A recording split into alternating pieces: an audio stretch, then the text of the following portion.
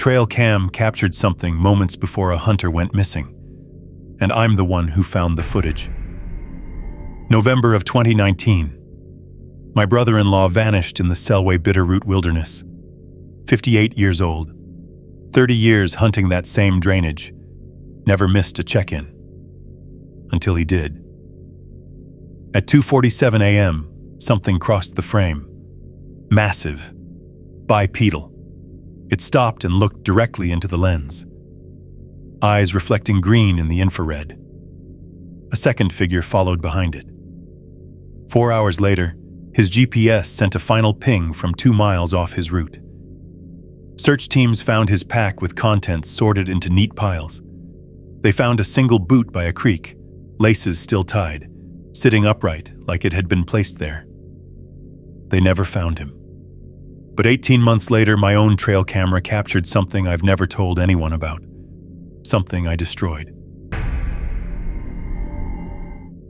I've kept silent for 5 years. I can't anymore. 5 years of lying to my wife, to Donnie's kids, to anyone who asked what I thought really happened out there. 5 years of watching the calendar turn past November and feeling that same sick weight settle into my chest. But something happened last month that changed things, and I realized I couldn't stay quiet anymore. Not if it might save someone else.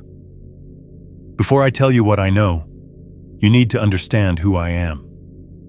I'm not some weekend camper who got spooked by a raccoon.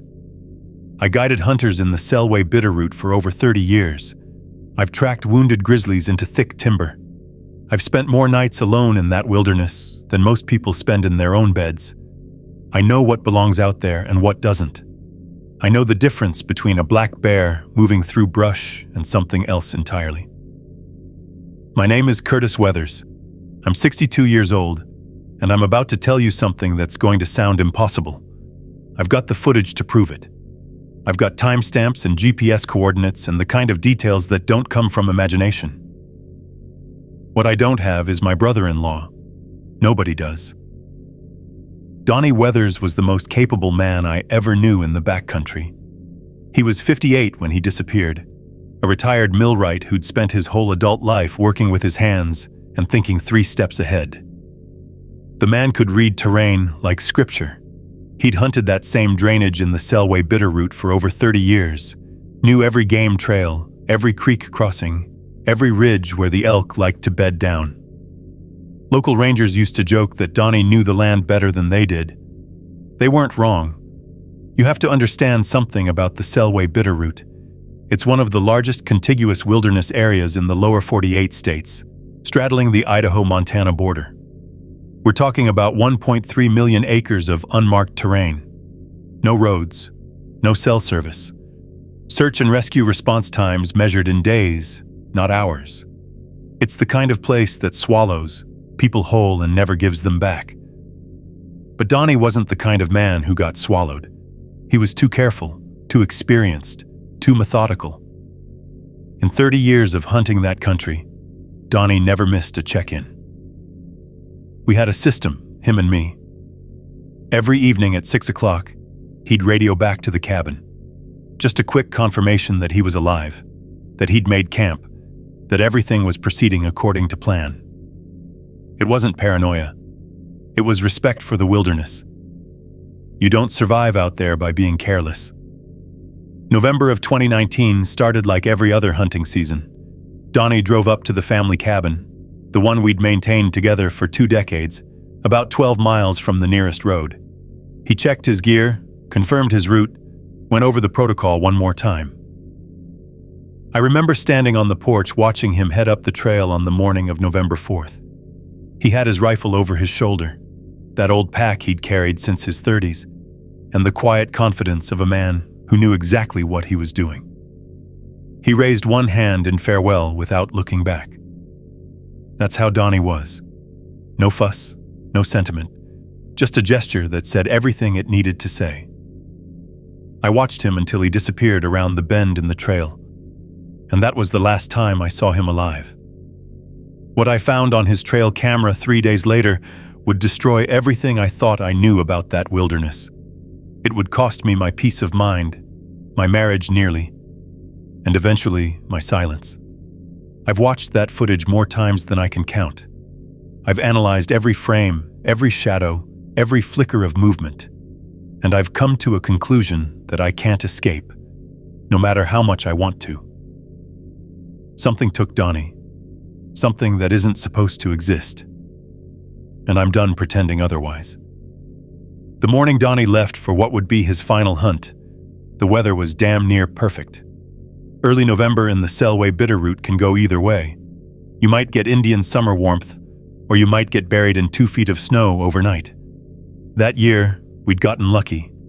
Clear skies, temperatures in the low 40s during the day, dropping to the mid-20s at night. Good tracking weather. Good hunting weather. I helped him load his gear into the truck the night before, running through the checklist like we'd done 100 times. His pack weighed about 45 pounds, carefully organized in a system he'd developed over decades. Donnie had a place for everything and kept everything in its place. Water bottles in the left side pocket, always.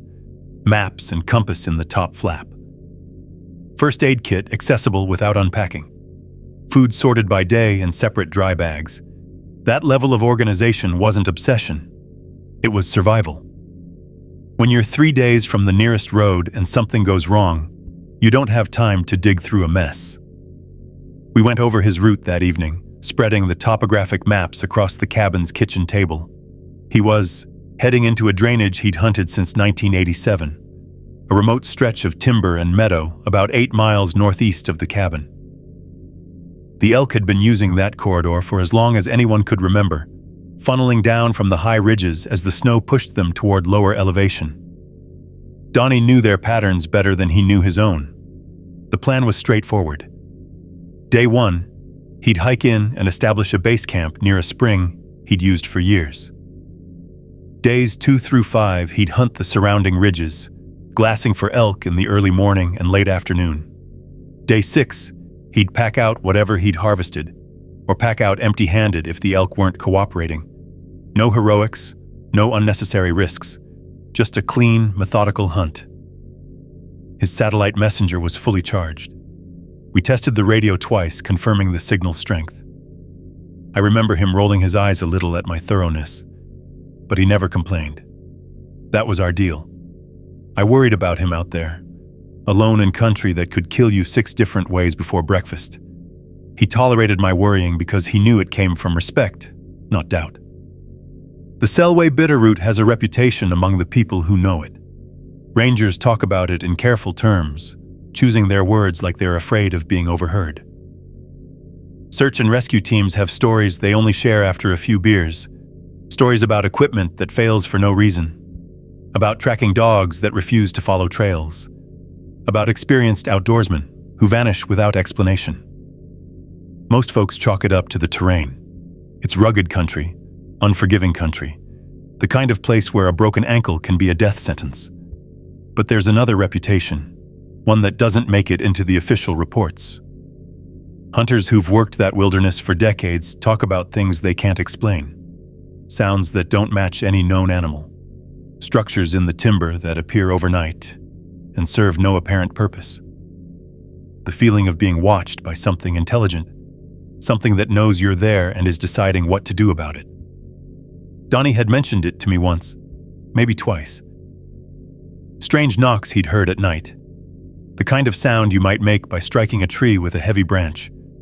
A smell that hit him one evening near his camp, so strong and so wrong that it drove him back to the cabin a day early. He'd dismissed it at the time, chalked it up to fatigue or imagination. Donnie was a rational man. He didn't believe in things he couldn't see and measure and explain. I think about that now. I think about all the signs he might have noticed over 30 years and chose to ignore because they didn't fit his understanding of the world. I wonder if that confidence, that certainty that everything could be explained, made him vulnerable in ways he never anticipated. The last thing he said to me before he headed up the trail was about the weather. "Should hold through the week," he said. "I'll see you on the 9th." He raised his hand without looking back. I never saw him again. The first 2 days went exactly like they were supposed to. 6 o'clock on November 4th, Donnie's voice came through the radio clear as a bell. He'd made good time, set up camp at the spring, and glassed a small herd of cows moving along the far ridge. Nothing worth pursuing yet, but promising. He sounded relaxed, maybe even content. That was Donnie in the backcountry, more himself than he ever was in town. November 5th, same thing. 6 o'clock sharp, the radio crackled to life. He'd spent the day working a drainage to the east, seen fresh sign but no bulls worth the effort. Weather holding steady. He mentioned the nights were quiet, which struck me as an odd thing to say.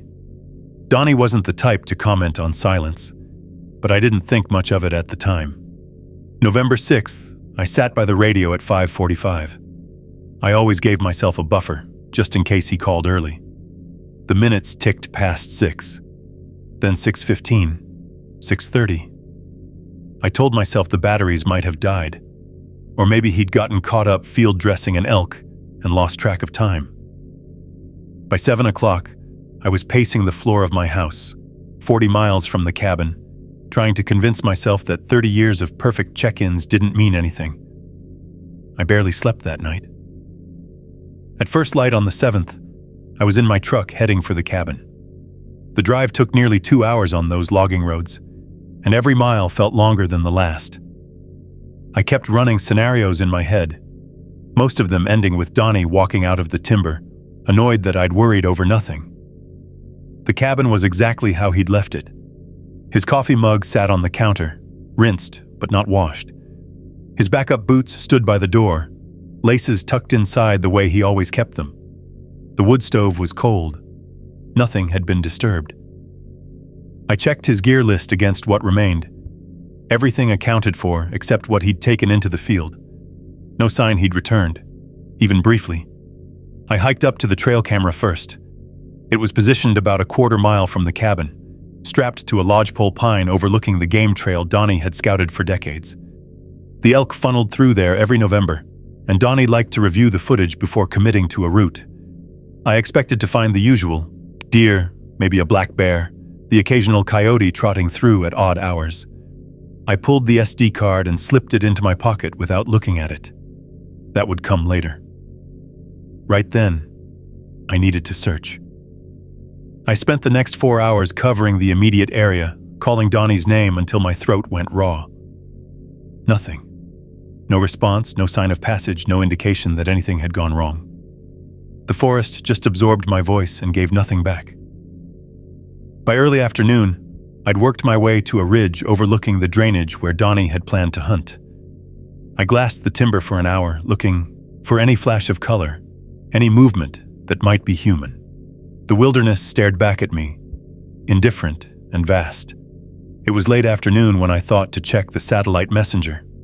Donnie carried a Garmin in reach, one of those devices that lets you send GPS coordinates even when you're miles from any cell tower. I'd insisted he buy it 3 years earlier, after a hunter we knew got turned around in a whiteout and spent 2 nights in a snow cave before anyone found him. I logged into the tracking website from my phone, using the cabin's weak satellite internet connection. The map loaded slowly, pixelated and frustrating. When it finally resolved, I saw the breadcrumb trail of Donnie's movement, a neat line from the cabin to his campsite, then short loops on days 1 and 2 as he scouted the surrounding ridges. Then I saw the final ping, time-stamped at 6:47 on the morning of November 6th, 2 miles northeast of his planned route, in terrain he had no reason to enter. The coordinates placed him in a steep, heavily timbered drainage that didn't lead anywhere useful. No trails, no water sources worth mentioning, no elk habitat that would draw a hunter off course. I stared at that dot on the map for a long time. Donnie didn't make mistakes like that. Donnie didn't wander. Something had pulled him off his route, or something had taken him there. I didn't watch the trail camera footage until that night. Part of me was avoiding it, though I couldn't have told you why at the time. I'd been checking trail cameras for 30 years, reviewed thousands of hours of grainy infrared clips. There was no reason this should feel different, but something in my gut knew better. The cabin felt too quiet as I sat at the kitchen table, laptop open, SD card in hand. I poured myself 2 fingers of whiskey before I started. I don't usually drink alone. That night, I needed it. The first several clips were exactly what I expected. A doe and her fawn at dawn on November 3rd, picking their way along the trail.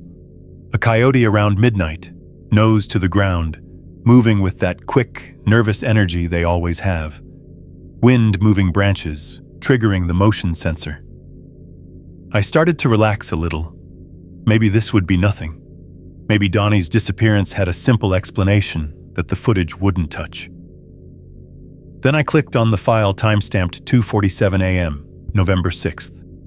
The frame was dark, lit only by the camera's infrared illumination.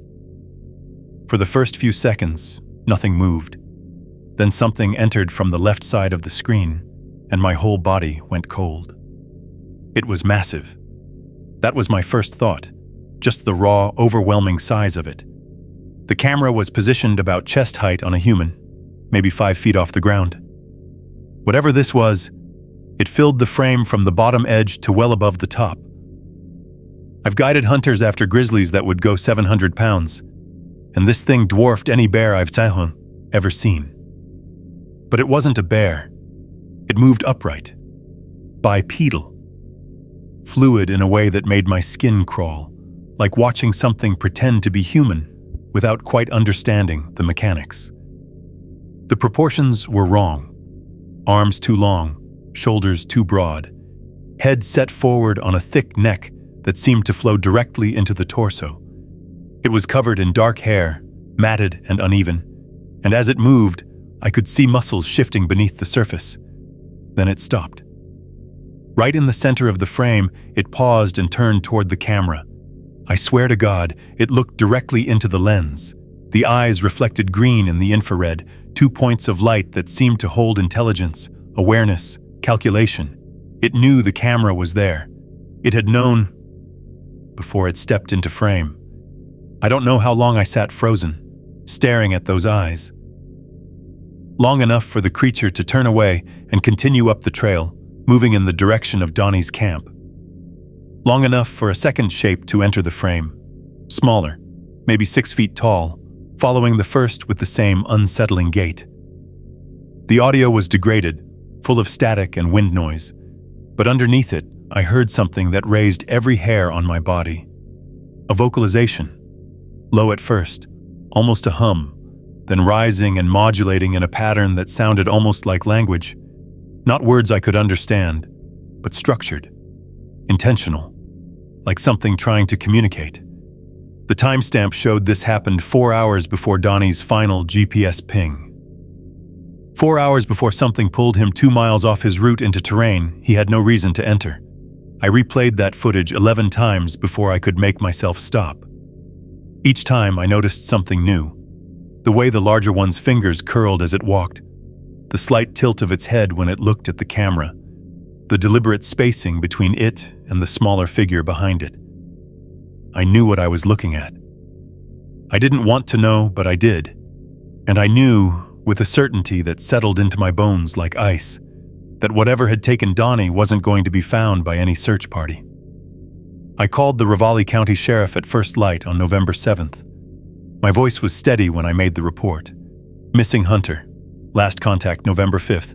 Experienced outdoorsman who never missed check-ins. I didn't mention the footage. Not yet. I needed to see how they'd react to the basics before I showed them something that would make me sound like a lunatic. 2 deputies arrived at the cabin by noon. They were professional, thorough, and completely unequipped for what they were walking into. I gave them Donnie's route plan, his GPS coordinates, his physical description. I showed them the satellite messenger data, that final ping 2 miles off course. They took notes, asked reasonable questions, and assured me that search and rescue would be mobilized by morning. It wasn't until the next day that I showed anyone the footage. A Forest Service investigator named Patterson had been assigned to the case, a man in his 50s with the tired eyes of someone who'd seen too many of these situations end badly. I sat him down at the cabin table, pulled up the file and let it play without commentary. He watched it twice. His expression never changed. "Probable bear," he said, closing his notebook. "Inconclusive lighting conditions. These infrared cameras distort scale all the time." I felt something twist in my chest. "That's not a bear. I've guided bear hunters for 20 years. Bears don't move like that. Bears don't stand upright for that long. And bears sure as hell don't travel in pairs with one following 20 feet behind the other." Patterson's smile was polite and dismissive, the kind you give someone who's too upset to think clearly. "Mr. Weathers, I understand this is difficult, but we see footage like this more often than you'd think. The infrared plays tricks. A bear standing to sniff the air can look 8 feet tall on these cameras." "It looked at the camera," I said. "It knew it was there. Bears are curious animals." He was already standing, already moving toward the door. "We'll include the footage in the file, but I wouldn't read too much into it. Right now, our priority is finding your brother-in-law." The search launched the following morning. Helicopters, tracking dogs, grid patterns that covered over 40 square miles of wilderness. I joined every day, hiking alongside volunteers and professionals who treated this as a standard missing persons case. They were looking for a man who'd gotten lost, taken a fall, maybe surprised a predator. They weren't looking for what I'd seen on that footage. I tried twice more to raise the subject with the search coordinators. The first time, I was told that wildlife encounters were being considered as a possibility. The second time, a young ranger put his hand on my shoulder and suggested I get some rest, that stress could make people see things that weren't there. By day 5, I stopped mentioning the footage entirely. It was easier to search in silence than to watch people's eyes glaze over every time I tried to explain what I knew. The official search covered an enormous area, but there are limits to what even the best teams can do in the Selway Bitterroot. The terrain is brutal, steep drainages choked with deadfall, ridges that drop off into nothing, timber so thick you can't see 20 feet in any direction. Donnie had vanished into one of the most remote stretches of wilderness in the continental United States. And despite helicopters and dogs and dozens of trained searchers, the forest kept its secrets. 9 days in, they found something. But by then, I'd already started to understand that finding something and finding answers weren't the same thing. The wilderness was giving us pieces, fragments, clues that didn't add up to anything rational. And the more we found, the less sense any of it made. The volunteer team that discovered Donnie's pack was working a grid 3 miles northeast of his intended route, in the same drainage where his final GPS ping had originated. I wasn't with them when they found it. I was 2 ridges over, calling his name into timber that swallowed every sound. The radio call came through just after 2 in the afternoon on November 15th. I made it to the site in under an hour, moving faster than I should have through terrain that punishes carelessness. When I broke through the tree line into the small clearing where they'd gathered, I saw his pack immediately. That old green Gregory he'd carried since the 1990s, propped upright against a granite boulder, like someone had set it there deliberately. The search coordinator, a man named Hendricks, stopped me before I could touch anything. "We need to document the scene first," he said. "But I wanted you to see it. Tell me if anything looks off." Everything looked off. The pack was open, all 3 main zippers pulled back, but the contents weren't scattered the way you'd expect from an animal investigation. They were sorted. Donnie's food, 3 days' worth of freeze-dried meals and energy bars, sat in a neat pile to the left. His water bottles, still full, were lined up beside the boulder. His compass, maps, and first aid kit had been arranged on a flat rock nearby, spaced evenly apart like items in a display case. His GPS unit was missing. Everything else remained. "Has anything been moved?" I asked. Hendricks shook his head. "This is exactly how we found it. I've been doing this for 18 years, Mr. Weathers. I've never seen a pack condition like this. Animals don't organize. And if a person went through his gear, why leave the food? Why leave full water bottles?" I didn't have an answer. Neither did anyone else. 2 days later, a tracking dog led searchers to a creek crossing about a half-mile from where the pack was found. The dog had been following a scent trail that kept going cold and picking back up in ways the handler couldn't explain. When they reached the creek, the dog sat down and refused to move forward, just planted itself on the bank and whined. That's where they found the boot. It was sitting upright on a flat rock at the water's edge, laces still tied in Donnie's signature double knot. No scuff marks, no mud, no indication it had been dragged or dropped, just placed there, deliberate and precise, like a message I couldn't read. I stood over that boot for a long time, trying to make sense of what I was seeing. A man doesn't walk out of his own footwear without a struggle. A man doesn't leave his pack sorted and his boot placed and simply vanish into thin air. Something had happened here, something that didn't follow any pattern I understood. The search was officially suspended on November 19th, 12 days after Donnie missed his check-in. The official report listed him as presumed lost, cause unknown, case inactive pending new evidence. But I had evidence. I had footage that showed two massive bipedal creatures moving toward Donnie's camp 4 hours before his final GPS ping. I had a sorted pack and a placed boot and a trail that went cold in ways that didn't make sense. The official search was over. Mine was just beginning. 2 weeks after the search was suspended, I tracked down the lead SAR coordinator at a bar in Hamilton. His name was Hendricks, the same man who'd shown me Donnie's pack propped against that boulder. I'd called his office 3 times and gotten nowhere, always transferred, always promised a callback that never came. So I waited until I knew he'd be off duty and found him nursing a beer at a place called the Sawmill Tavern. He didn't look happy to see me. Can't say I blamed him. "Mr. Weathers," he said, not quite meeting my eyes. "I'm not sure there's anything more I can tell you." I sat down across from him anyway. "I'm not looking for official statements. I just want to understand what happened out there. You saw that pack. You saw how the contents were arranged. That wasn't normal." Hendricks took a long pull from his beer before answering. When he spoke, his voice was lower, more careful. "No, it wasn't normal.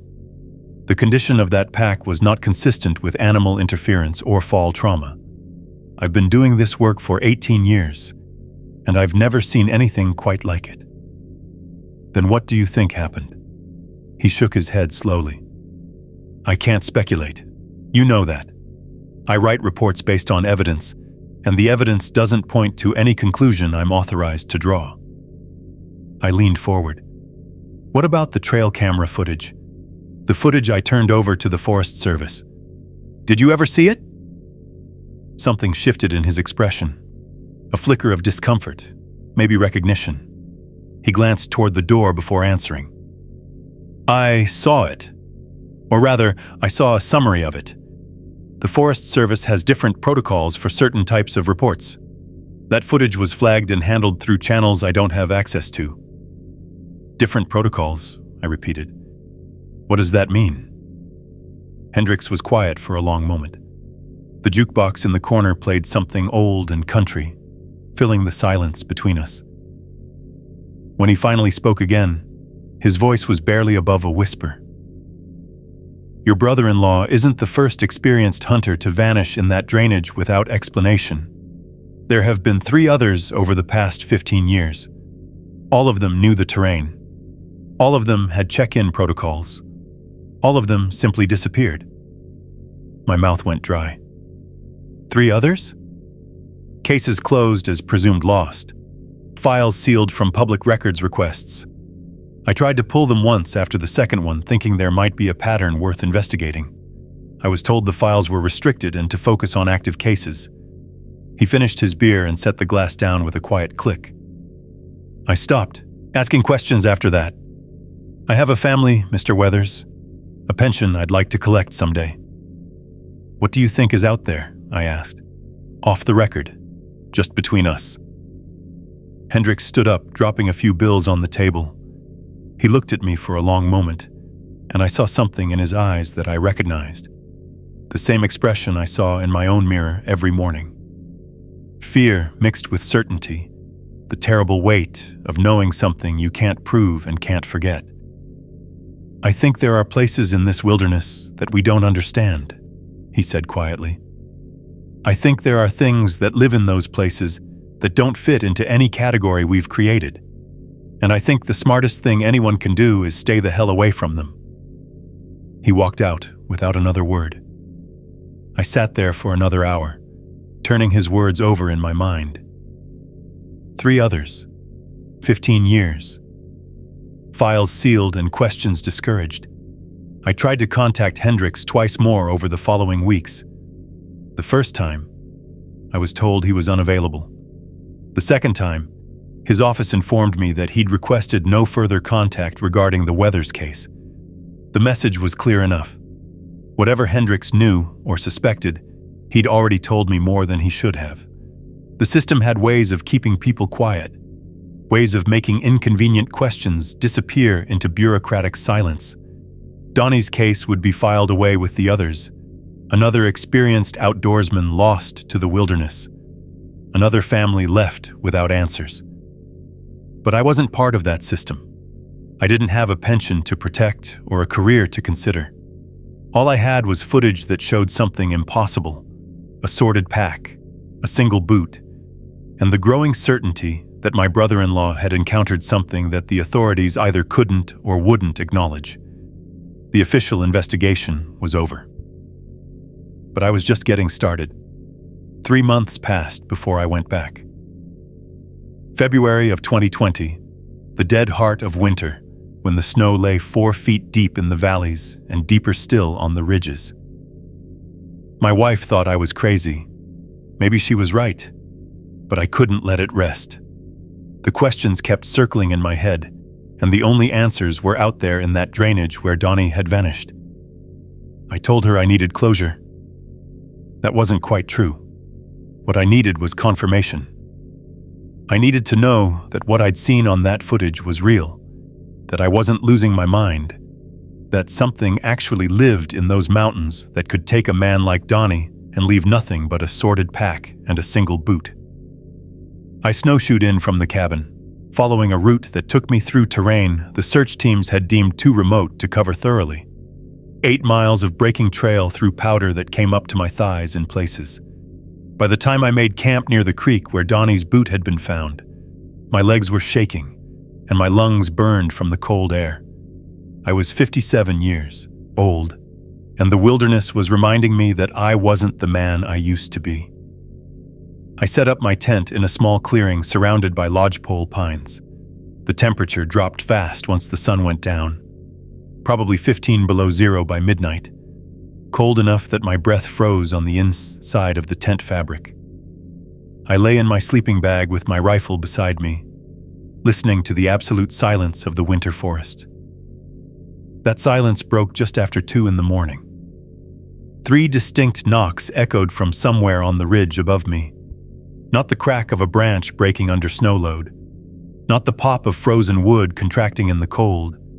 These were deliberate, measured, spaced about 2 seconds apart. The sound of something hard striking a tree trunk. I lay completely still, my heart pounding so loud I could hear it in my ears. The knocks faded into silence. I counted the seconds, waiting for an explanation that made sense. A woodpecker, maybe. Except woodpeckers don't work at 2 in the morning in the middle of February. 20 minutes later, from the opposite direction, lower in the valley, maybe a quarter mile away, 3 answering knocks broke the silence. Same rhythm, same deliberate spacing, same impossible implication. Something was communicating. Something was letting me know I wasn't alone out there. I didn't sleep the rest of that night. Just lay there with my hand on my rifle, straining to hear any sound of approach, any indication that whatever had made those knocks was moving closer. The forest stayed silent, but it was a different kind of silence now. Watchful, weighted, aware.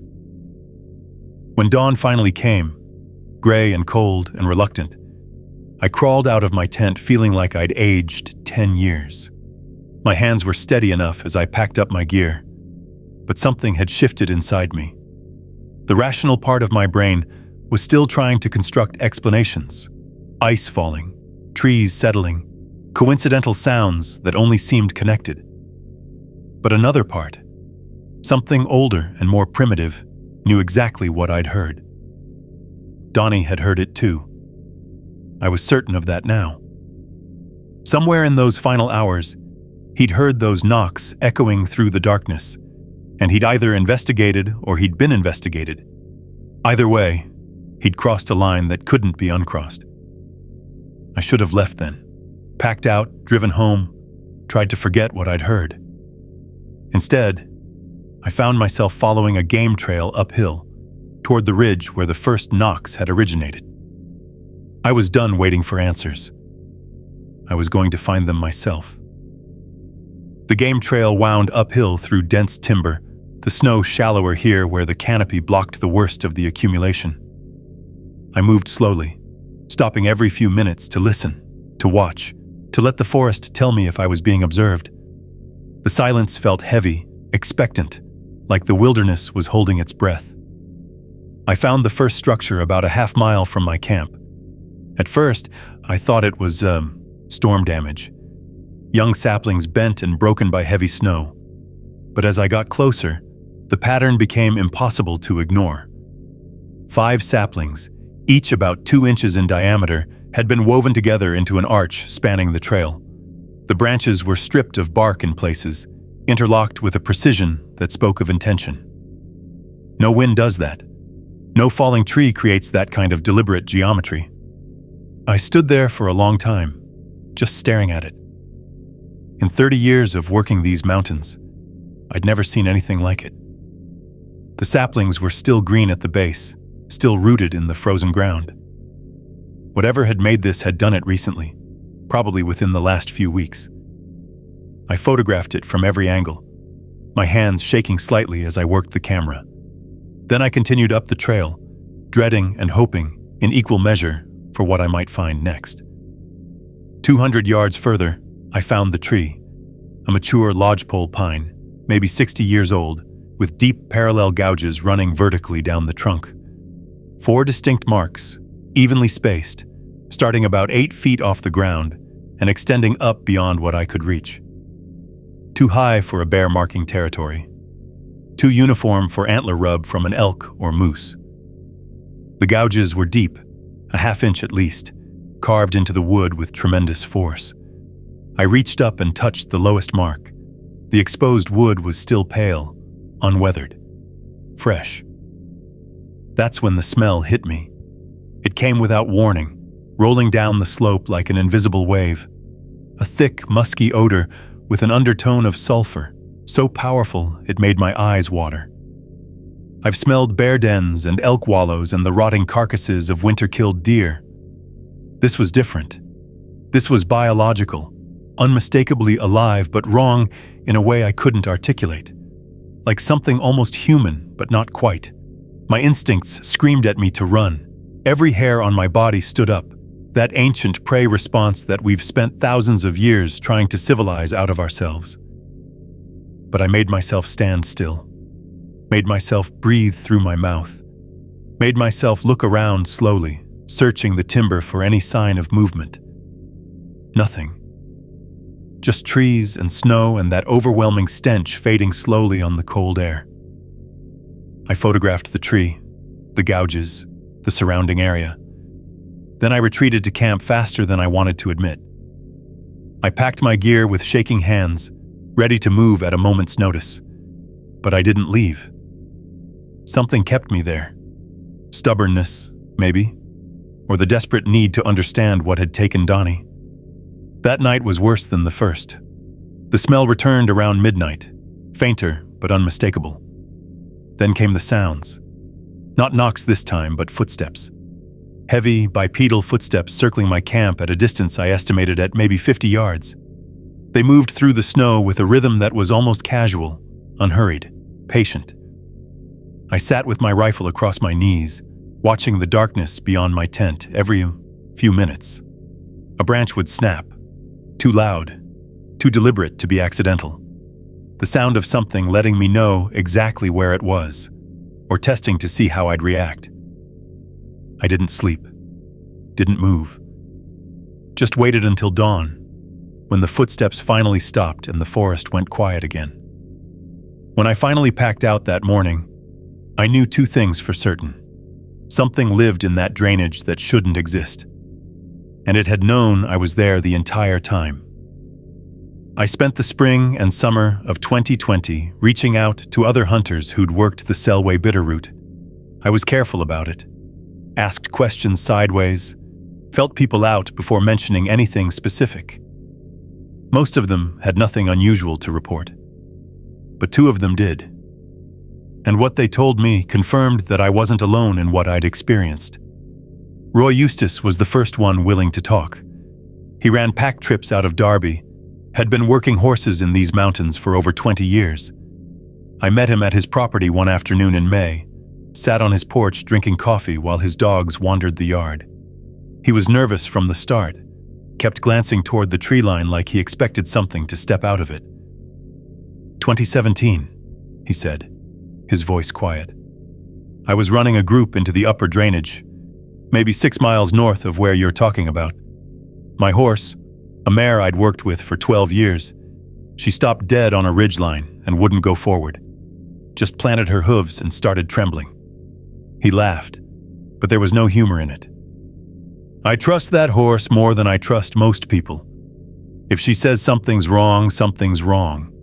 So I turned the whole group around, told them we'd find a different route. That night, camped about 2 miles back from the ridgeline, Roy heard footsteps circling his camp.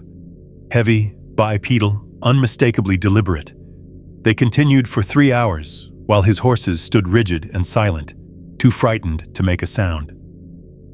Never saw a thing, he said. But I know what I heard, and I know what my horse felt. I haven't taken clients into that drainage since. The second hunter, a bow hunter named Terrence Broyles, was harder to pin down. He didn't want to talk at first, said he'd spent 2 years trying to convince himself he'd imagined it.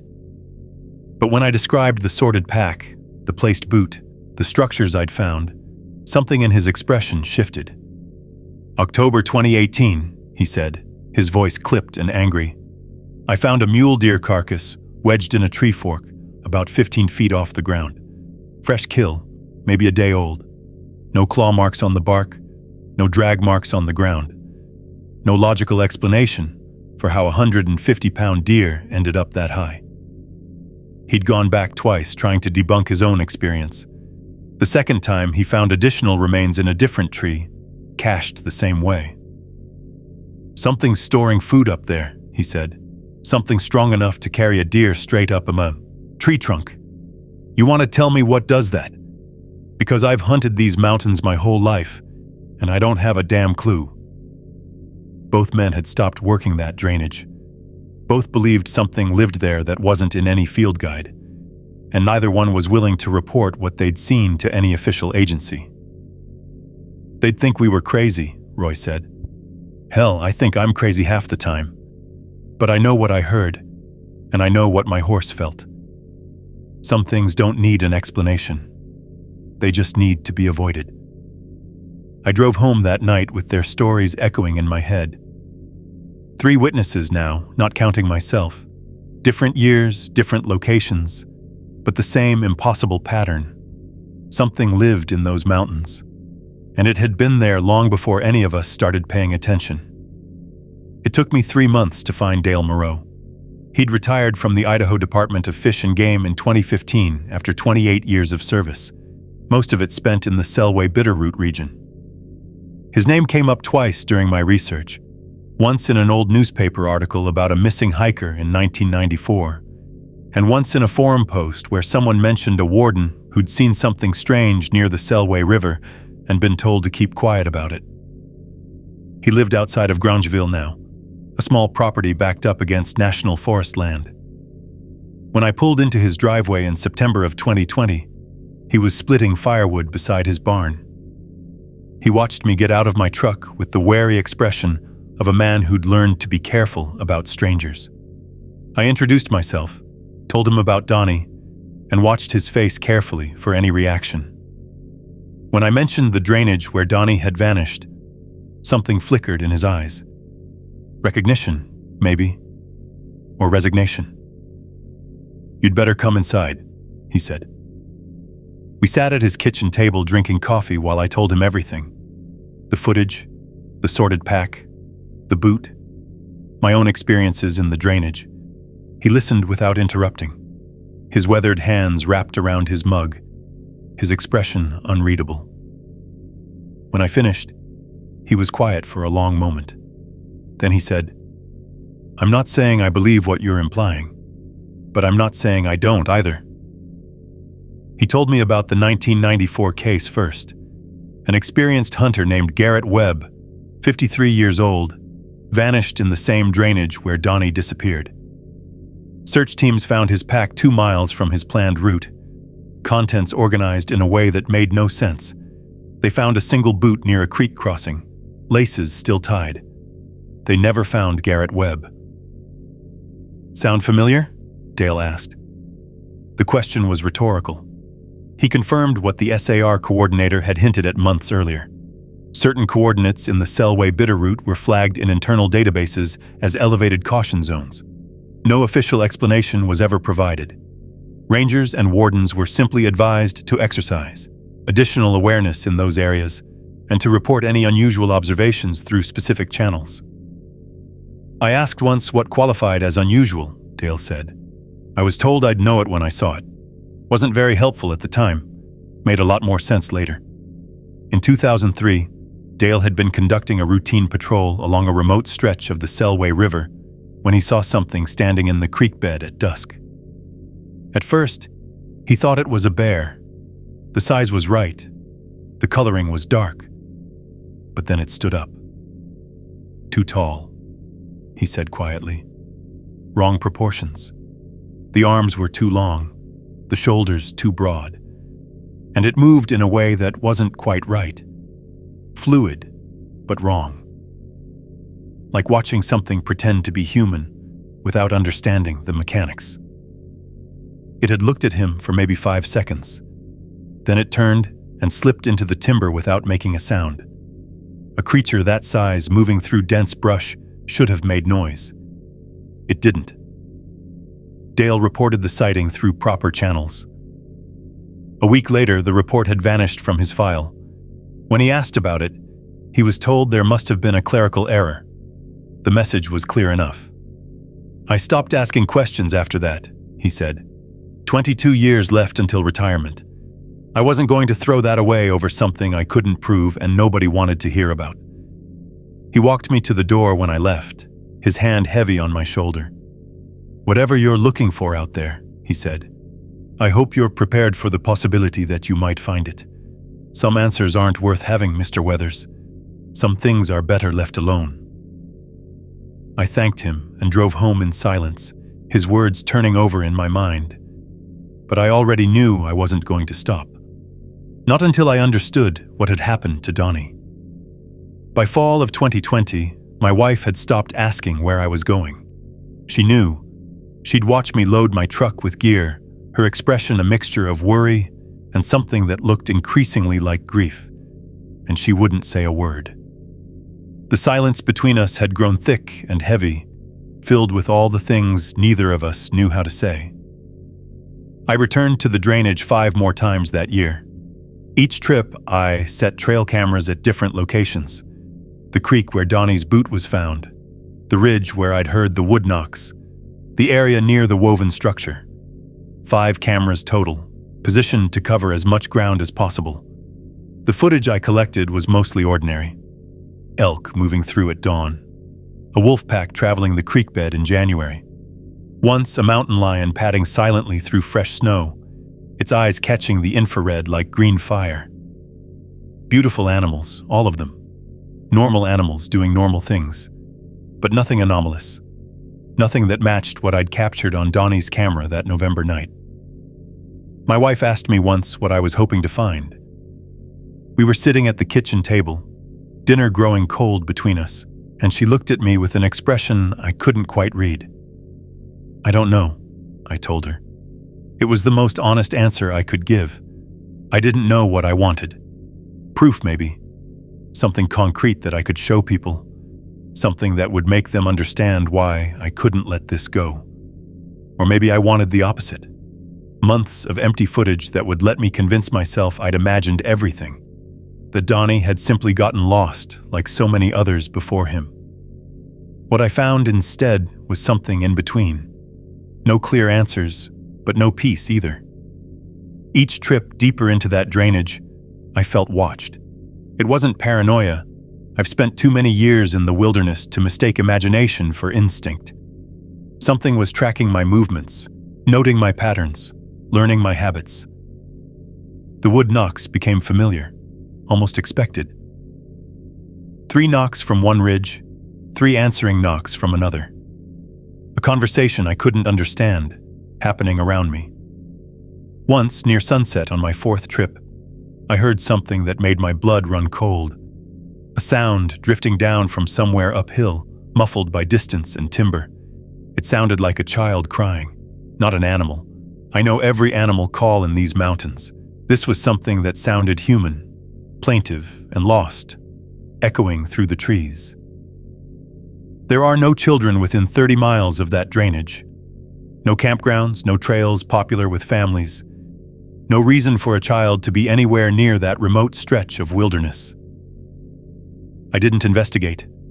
I packed my gear and hiked out that night, moving by headlamp until I reached the cabin.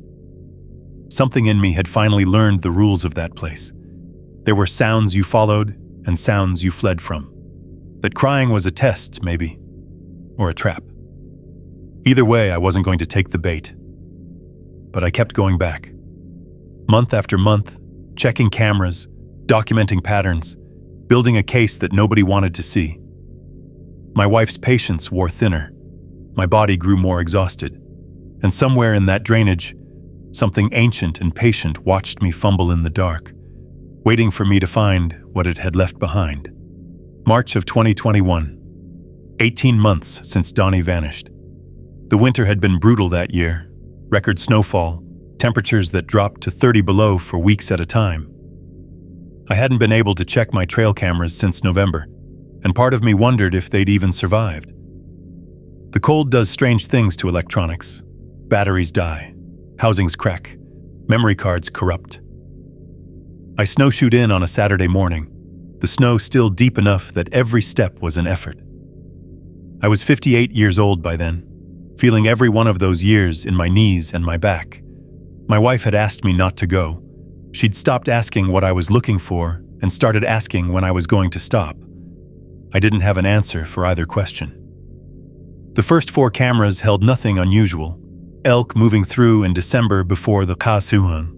Deep snow pushed them lower. A pair of wolves working the creek bed in January. One camera had been knocked down, probably by a falling branch, and the footage was just hours of snow accumulating on the lens. Normal wilderness activity. Normal disappointment. The 5th camera was positioned on a game trail about a quarter mile above the creek where Donnie's boot had been found. I'd chosen that spot because it offered a clear view of a natural bottleneck where the terrain funneled movement between 2 rocky outcroppings. Anything traveling through that area would have to pass within 20 feet of the lens. I pulled the SD card and slipped it into my pocket without reviewing it in the field. The cold was too bitter for bare fingers, and I wanted to get back to the cabin before the afternoon light faded. I collected the camera too, figuring I'd reposition it somewhere else on my next trip. It wasn't until that evening, sitting at the cabin table with a cup of coffee going cold beside me, that I loaded the footage onto my laptop. The first several weeks showed the usual patterns: deer, elk, the occasional coyote, snow falling, wind blowing, branches moving in ways that triggered the motion sensor without revealing anything significant. I fast-forwarded through most of it, looking for anomalies, not really expecting to find any. Then I reached the files from early March. Timestamp 4:12 a.m. on March 7th. The frame was dark, illuminated only by infrared. For the first few seconds, nothing moved. Then something entered from the left side of the screen, moving right to left, and my heart stopped. It was a hand, a human hand, Weathered gray, partially skeletal, the fingers curled in a relaxed position as if the muscles had long since given up any tension. The skin, what remained of it, was leathery, dried, stretched tight over bones that showed through in places. It moved across the frame at about chest height, carried by something just outside the camera's view. I could see the edge of whatever was carrying it. A dark mass, indistinct in the infrared, visible only as a shadow at the far right of the frame. Massive, moving with that same fluid, wrong gait I'd seen on Donnie's footage 18 months earlier. The hand was in frame for maybe 3 seconds. Then it was gone, carried off into the darkness beyond the camera's range. The next frame, triggered 4 seconds later by residual motion, showed nothing. Empty trail, snow, silence.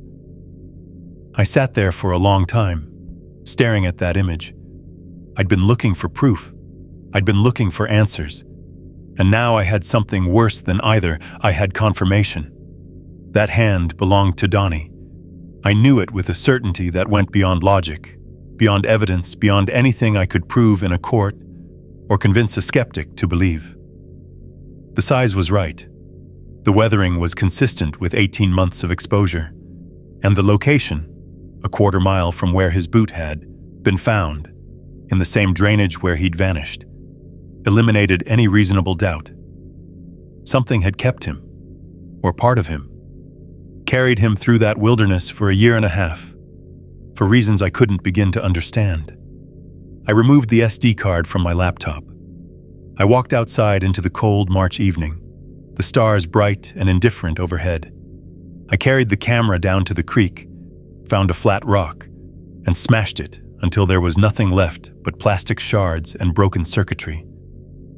Then I sat in the snow for a long time, the pieces scattered around me, and tried to figure out what kind of man destroys evidence of his own brother-in-law's fate. I need you to understand why I did it. I've gone over this in my head 1,000 times, and I still don't know if I made the right choice. But I need you to understand the reasoning, even if you don't agree with it. If I'd reported that image, if I'd taken that SD card to the Ravalli County Sheriff or the Forest Service or anyone else with authority, what would have happened? They would have reopened the investigation.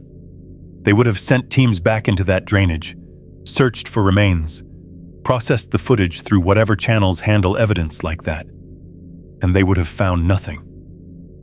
I know they would have found nothing because I'd been in that wilderness a dozen times since Donnie disappeared. I'd walked those trails, set those cameras, spent nights listening to wood knocks and footsteps that circled but never approached. Whatever lives in that drainage doesn't leave evidence it doesn't want found. The pack and the boot were messages, not mistakes. Everything else, Donnie, his GPS unit, any trace of what actually happened, had been erased with a thoroughness that suggested intelligence, intention, purpose. So they would have searched, and they would have failed, and the case would have gone cold again. But not before Donnie's children saw that image, not before his ex-wife, who still loved him despite the divorce, had to confront what remained of the man she'd built a life with. Not before that picture became part of the official record, available to anyone with the curiosity and persistence to dig it out. I couldn't do that to them. I couldn't make them see what I'd seen. There's another reason, though, one I'm less proud of, one that keeps me awake at night more than the image itself. I destroyed that evidence because I was afraid of what would happen if I didn't. Not afraid for myself, I'd made my peace with whatever was out there, accepted that it could have taken me on any of those solo trips and chosen not to. I was afraid of what would happen if the wrong people got interested. If researchers descended on that drainage with equipment and helicopters, and the kind of attention that disrupts everything it touches. Whatever took Donnie has been there for a long time. Dale Moreau's sighting in 2003, the 1994 Paul disappearance. Roy's experience in 2017, Terrence's cached deer in 2018. This isn't a new phenomenon. It's an old one, old enough to have established patterns and boundaries and rules that we're only beginning to glimpse. I don't know what those creatures are.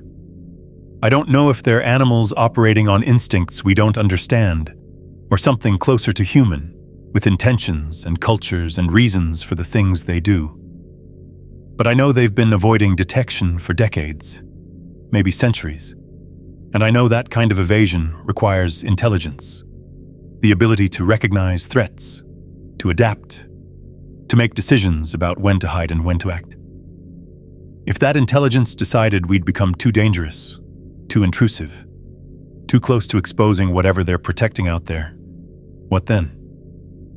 Would they retreat deeper into wilderness that's shrinking every year? Or would they push back in ways we're not prepared to handle? I chose silence.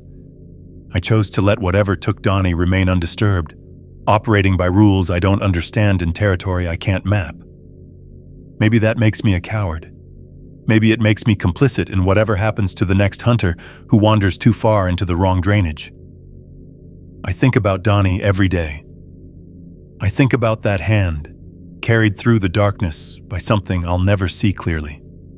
I think about the choice I made, sitting in the snow with broken camera pieces scattered around me, deciding that some truths are too dangerous to share.